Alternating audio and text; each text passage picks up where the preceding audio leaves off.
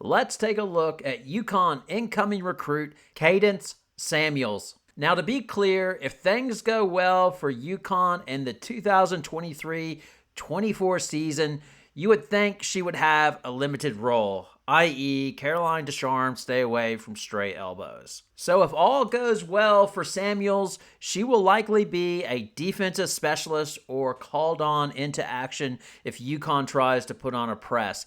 But she is an interesting prospect that might be a really good fit for UConn in the long term if she develops, as UConn loves big off guards, and that is the key of this signing of Qadence, as it's really based on potential and how she will fit in.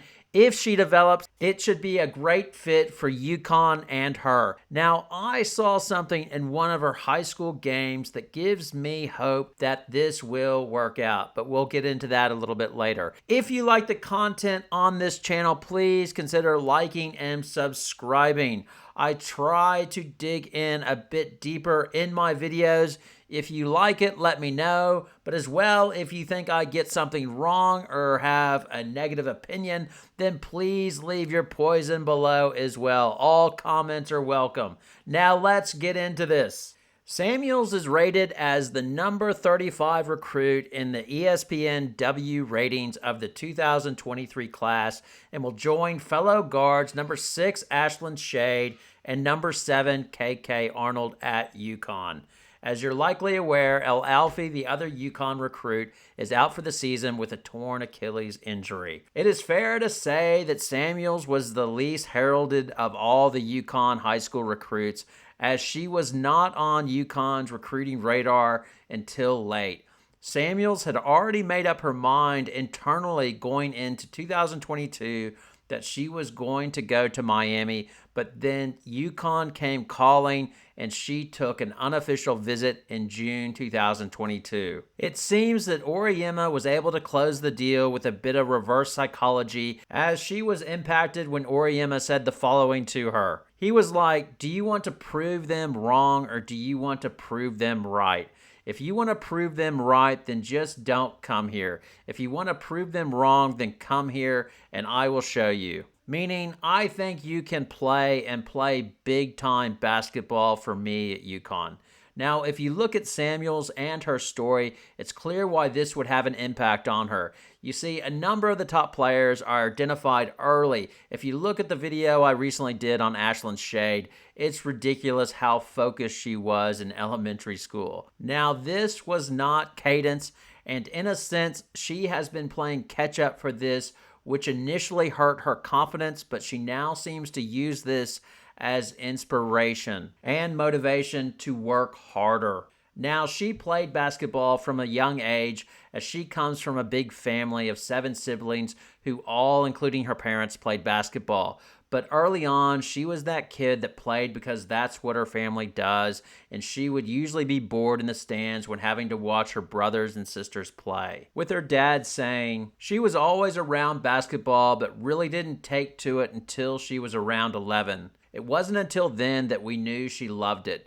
This occurred when her middle school team won the championship and she played a role in this. So she decided she wanted to be good and started playing more youth basketball. But despite being an athletic talent, it was not easy, as she was behind the others in terms of skill development, which hurt her confidence. Her parents recount how she was 11 years old and facing her first day of training, and they watched her as the quiet child who stood on the side and shot baskets by herself, working up the nerve to join the group. Samuel saying, "I was so nervous. It took me a few days to settle in and realize I could play with them." But when she did, she was off, and she turned into a good player by the end of her middle school years. She then went on to Bishop McNamara High School, a team that was loaded with D1 talent, but she carved out a small role her freshman year as they won the championship. However, after this, the world and basketball shut down in 2020 due to COVID. But this was her chance for her to catch up to all the kids who had been in programs for years, and that is what she did during the pandemic. Now, speaking from experience, a big family can be a blessing and a curse. The curse is getting a bathroom in the morning, but the blessing is if you have a big family, i.e., they have 7 in their family, they were able to have group training sessions as well, have good 5-on-5 pickup games when they'd have mom and dad and their trainer Jay Gavin play as well. Now, her dad and Gavin would organize 2 to 3 training sessions a day just to get the family out of the house and doing something, with one of the sessions being at 6 a.m. Now, I did a previous video on Kennedy Carter and how her dad helped her improve her handle by dribbling a tennis ball on the grass. Well, Cadence's dad had sort of the same theory with shooting. He would take the family to courts with the double rims that are totally unforgiving, stressing you need to get swishes to make shots on these courts, and her mechanics and shot improved over the course of the pandemic. Samuel's parents said she always worked hard, but they really saw her passion during those pandemic months, with Samuel saying it stemmed from knowing that she committed late to basketball and she needed to catch up to be the very best, saying, "I always felt like I had to outwork everybody." Her work ultimately paid off as she moved up the recruit ranking list over the course of 2021. Gino Auriemma watched her play at the Boo Williams tournament in 2022.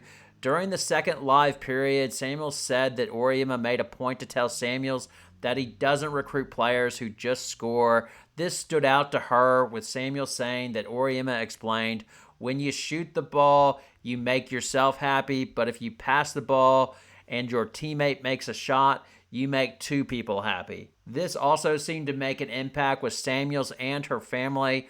Her dad and her trainer, Jay Gavin, seemed to have a good understanding that Samuels was a 3-and-D type player, and UConn was the best place for her to flourish, as she would have so much talent around her that she would be able to fit in as the ball would move with passes and would allow her to flourish with catch and shoot shooting and with her strong defense. This would align well with UConn's vision as well, as you only need so many ball handling stars, and their vision for her was to be a glue player, knock down shots from outside and play defense. If it works out well, she will be a glue player like Shane Battier or maybe Aubrey Griffin with a better shot. Now, I have seen some articles list Samuel's height at 6'2", but UConn has listed her at 6 foot. Now, I watched her play a high school game where McNamara was against Crestwood Prep, who had Toby Fournier, who is listed as 6'2".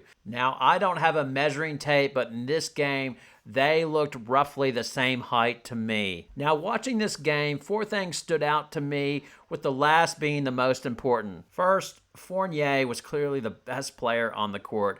I didn't know who she was before the game, but then I looked her up after looking at the comment section, and yeah, she's a talent, and she's committed to Duke in 2024-25 season. Second, I see why UConn is so excited about Samuels as a 3-and-D prospect, as she has good, quick feet. She made a move trying to get an offensive rebound off the free throw, and you could just see this quickness on the spin move as well. She guarded on the perimeter a few times. You could see that. And then the other thing, she had a number of catch and shoot opportunities, and even on the shot she missed, you could tell that she just has a nice shot and is confident taking the 3-point shot. The third thing that stuck out to me is that she is still very raw. She almost looks like the puppy dog that's overexcited and doesn't have their legs yet. So when she goes to the basket, sometimes she trips over herself a little bit. She needs to tighten up her handle and things like that.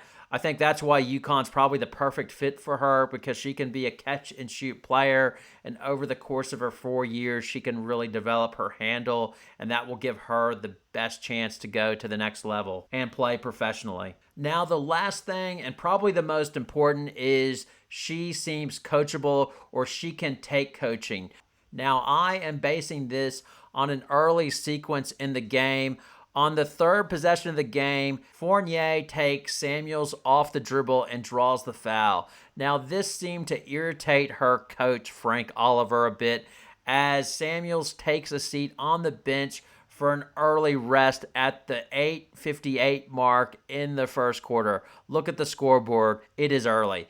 see her next to the coach. Now, remember, this is October 2022, and she is signed with UConn over the summer, so Samuels is a big deal. I don't know how to put this, but I'm kind of a big deal. But Coach Frank don't care. I'm not sure exactly what she did wrong. Well, obviously she got beat off the dribble, but did she go against the game plan? Was it not to foul Fournier or make her shoot from outside? Or maybe it was. Whatever happens, don't let her go right. But either way, Coach wants her to have a seat next to him and have a think about it. Well, not really. He's standing with his arms crossed and she's sitting next to the assistant and having a think about her sins. But what I find more interesting is what happens next. Watch, her team loses the ball and straight away she stands up on the bench clapping and encouraging her team. You can briefly see it. I will slow it down. And this is important. If you've heard Gino before go on about how UConn values body language, remember, Gino benched Stewie for bad body language, as this is a big focus at UConn, as they do not want sulkers on the bench. Me, my coaching staff, we put a huge premium on body language. Brianna Stewart, you better change your body language right now. Stand up. The object is to turn them and guard them, and then once you get to close to half, keep them on one side. We don't want to reach. We don't want to reach. And if your body language is bad, you will never get in the game. Ever. So overall, Qadence Samuels, talent, good fit for UConn, and coachable. That is all good. That's why I think it'll work. Your comments below are welcome. Please like and subscribe to the channel if you enjoy the content. Thank you. Good night.